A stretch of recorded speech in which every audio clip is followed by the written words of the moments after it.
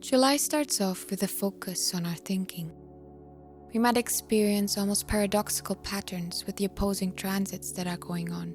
Mercury, the planet of the mind and communication, is going to be in a harmonious trine aspect with Saturn, making this week a good time to get organized, to do detailed work and to prepare for the future. On the other hand, Mercury is also squaring with Neptune, a transit that distorts our thinking. It seems like this first week could go either very smoothly or be very chaotic in terms of our thinking and communication. Adding to that, a square between Mars and Pluto is intensifying our need to indulge in our desires during this week. Try to avoid confrontation when you feel your emotions are running higher than usual.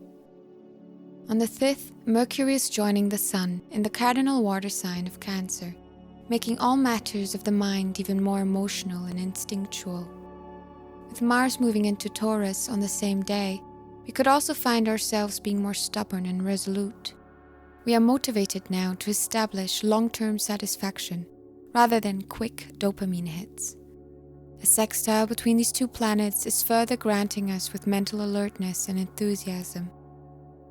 With all of this going on, we are given the chance to heal our personal relationships now, as we are more open to intimacy and commitment, as well as learning from one another. We more easily see beauty in human weakness, making this a strong time for building trust in our close relationships. Intimate settings and conversations are a good opportunity to open up and freely express our feelings and thoughts now. Following on from the first week, there is still a high tendency to get stuck in our own minds. We might experience self-doubt and a general lack of faith in ourselves and our decisions around the start of this second week. It is important to stay true to yourself and not fall into people-pleasing, but we are also being asked to pay extra attention to how we express ourselves, as there is a tendency to come off as rigid or even arrogant. Flexibility is key. A conjunction between Mercury and Lilith on the 9th is helping our minds align more to our deepest desires, and with the Sun sextiling both Uranus and the North Node, our connection to our authentic selves is facilitated, making us more willing to adapt to new circumstances, ideas, and unfamiliar situations. On the 13th, we see a full moon in Capricorn. Capricorn represents hard work, status, and societal structures. We might experience a stronger need to be useful in society and put a stronger emphasis on outside validation. During full moons, there is always a polarity going on. The Sun in Cancer is encouraging us to value our home base and our roots, while the Capricorn moon is urging us to have direction, be dutiful and responsible. On the same day, a square aspect between Mercury and Chiron is leaving our communication somewhat strained, making misunderstandings more likely now. We might generally experience more ups and downs in our relationships and our finances. Embracing maturity will help with staying realistic during this second week of July. Seeking support from the authority figures in our lives, as well as old friends, could also have a positive effect now. On another note, originality and innovation is easier to come by in terms of our creative pursuits. We are called to trust our intuition when it comes to exploring our authentic self and our emotions. Embracing new and unusual methods and perspectives could be very fruitful during this period. The third week starts us off on a positive note. The conjunction between the Sun and Mercury is allowing for our communication to align to our thoughts, making this week a favorable time for social interactions, as well as problem solving and short distance travel. Neptune's influence this week is further inspiring us artistically, encouraging us to get creative and to get in touch with our sensitive and spiritual side. Our interactions are benefiting from the sensitivity increase, allowing for smoother communication on a non-verbal level. With our intuition being enhanced, it is advisable to watch out for our dreams, as they could contain important messages.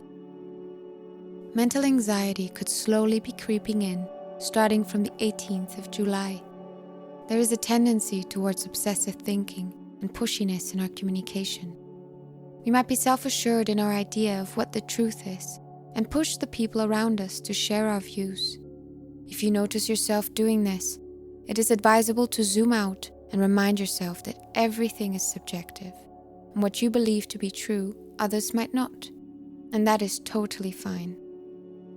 With Venus moving into Cancer, we could be experiencing more ups and downs, especially when it comes to our relationship with our significant others. We tend to be more protective towards ourselves and our loved ones. Spending time with the people that give us a stable sense of security could do wonders now. Venus isn't the only planet moving into a different sign this week.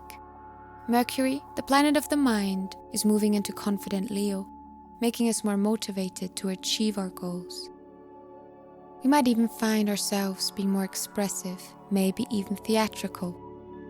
There is a tendency to enjoy talking more than listening, so try to stay balanced in your interactions and not to succumb to Leo's prideful nature. The asteroid Chiron, representing the wounded healer, is starting its retrograde in the sign of Aries on the 19th. We are being called to deal with the emotional pain we carry, embrace it, and then work towards letting go of any habits, people, or thoughts that are keeping said pain alive and thriving within ourselves. We are more in tune to the knowledge that the wounds in our lives are lessons to be learned and to grow from. Other transits are also assisting us in embracing these darker truths. The Sun opposing Pluto on the 20th suggests willfulness than dealing with issues regarding power dynamics. We might feel challenged, but with Chiron's influence we are more supported to find the necessary motivation to tackle these obstacles in our lives. Shortly after Mercury's move into Leo, the Sun follows suit on the 22nd. When the Sun is in Leo, individuality becomes more of a focus for the good and for the bad. We tend to be more playful, outgoing and expressive, but we might also come off as prideful and self-centered. Furthermore, Leo's influence has us likely very much indulging in the pleasures of life, with a tendency to overdo it. A trine between Mercury and Jupiter is facilitating a more optimistic mindset this week, making this a good time for future planning and socializing. Good news and long-distance travel could also be more likely now, especially in connection to our mind and communication. Starting from the 25th, we might have to face some challenging but necessary emotions.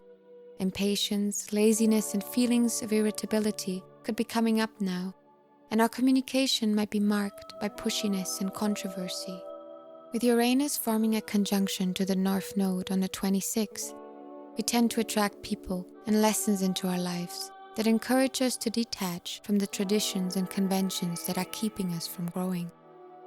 This marks a great opportunity to open up communication with others about our feelings and our inner wounds. Words hold a lot of power now.